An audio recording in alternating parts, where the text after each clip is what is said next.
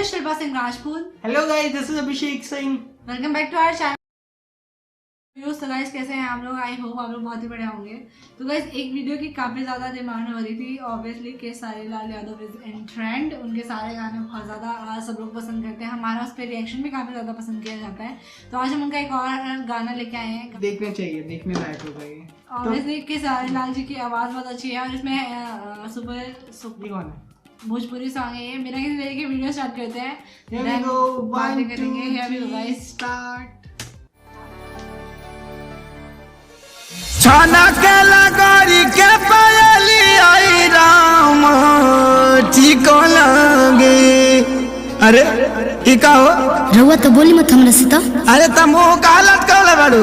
रउआ बात मत करी हमरा से, कोनो मतलब बा हमरा से? रउआ तो अपने धुन में रहे के बा हमरा। अरे बतिया का भल में बताइबे कि बेलमुंड बिगड़बे हमार ना मनबे? बताओ का भइल बा।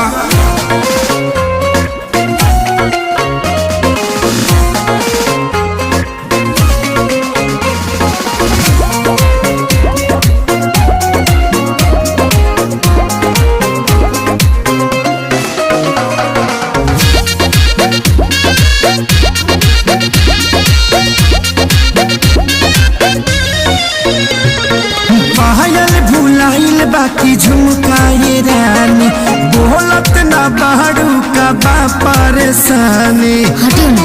अरे बोला का बात बा? पायल भुलाइल बाकी झुमकाए रानी बोलत ना बाड़ू का बाटे परेशानी। काहे तोहर भोरे से लटकल बलोला हो, लटकल बलोला। हाँ तो सुनी ना,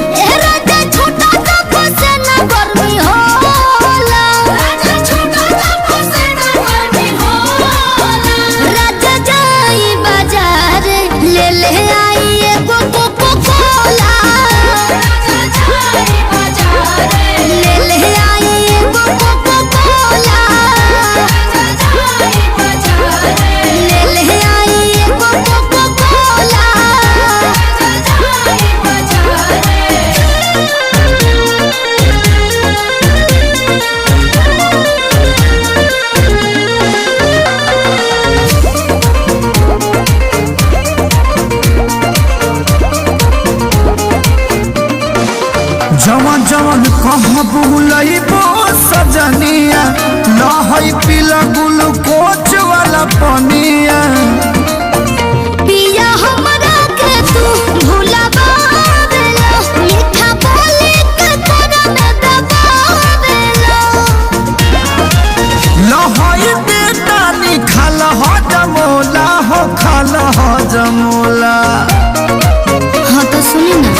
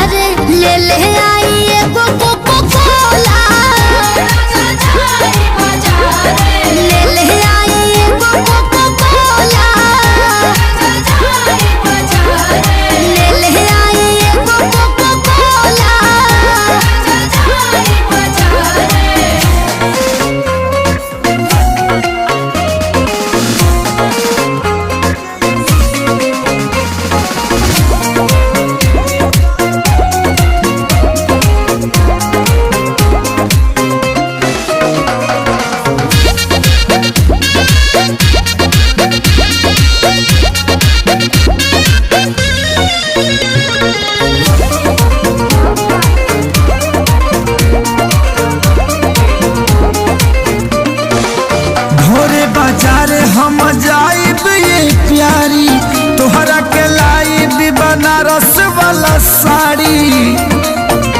एक सारी ना पर कसबा रूद जी, खाली करेला मंगोर पूद जी।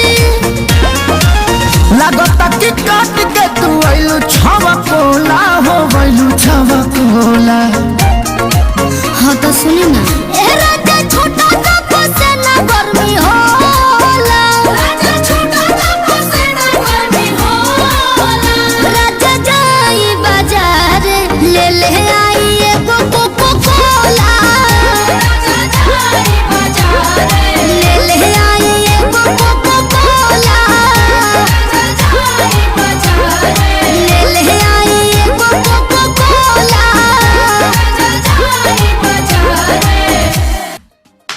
काफी अच्छा सॉन्ग था और लिरिक्स तो इसकी जोरदार थी। लेकिन जबरदस्त, मुझे तो एक एक लाइन पसंद आई, पता नहीं क्यों। एक चीज कहना पड़ेगा कि खेसारी लाल जी की जितने भी गाने होते हैं उनमें उनके एक्सप्रेशंस बहुत देखने लायक होते हैं, जान डाल देते हैं वो उनके गाने। एक्सप्रेशंस अच्छे थे, उनके इस गाने डांस का अच्छा ट्यून था। बहुत अच्छा उनका था, उनका डांस अच्छा डांस अच्छा था, उनकी एक्टिंग अच्छी है और काफी हाँ। मजा तो इसमें एक आया। वाइफ का स्ट्रगल दिखा और इसकी जो ट्यून थी ना, पता नहीं क्यों मुझे वो बहुत ज़्यादा पसंद आई। और ये बहुत सारे लोगों ने ये गाना सुना होगा, मुझे भी ऐसा लग रहा था कि मैंने शायद कभी सुना हुआ है, पर इसका वीडियो मैंने कभी नहीं देखा था। मोस्ट ऑफ भोजपुरी सॉन्ग्स हमने सुने हुए हैं बट याद नहीं रहता। मोस्ट ऑफ नहीं सुने हुए, मैंने एक दो, हाँ कुछ जो बहुत ज़्यादा ट्रेंड में चल जाते हैं वो सुने हुए होते हैं।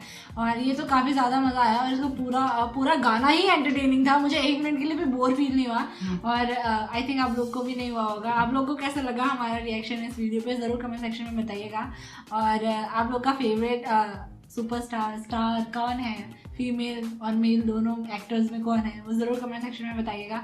नेक्स्ट हम कौन सा वीडियो करें, कौन सा सॉन्ग, कौन सा ट्रेलर और कौन सा म्यूज़िक, या जो भी आप लोगों का डिमांड हो, आप लोग हमें ज़रूर कमेंट सेक्शन में बताइएगा। या तो आप लोग हमें ईमेल भी कर सकते हैं, फेसबुक पेज पे मैसेज भी कर सकते हैं, इंस्टाग्राम पे भी मैसेज कर सकते हैं, और हम ज़रूर कोशिश करेंगे आपकी डिमांड बहुत जल्द से जल्द कंप्लीट करने की। हमारे चैनल को ज़रूर सब्सक्राइब कर दीजिएगा इसी तरह की वीडियो देखने के लिए। हम फिर मिलेंगे इसी तरह की अच्छी वीडियो के साथ, तब तक के लिए बाय बाय, टेक केयर।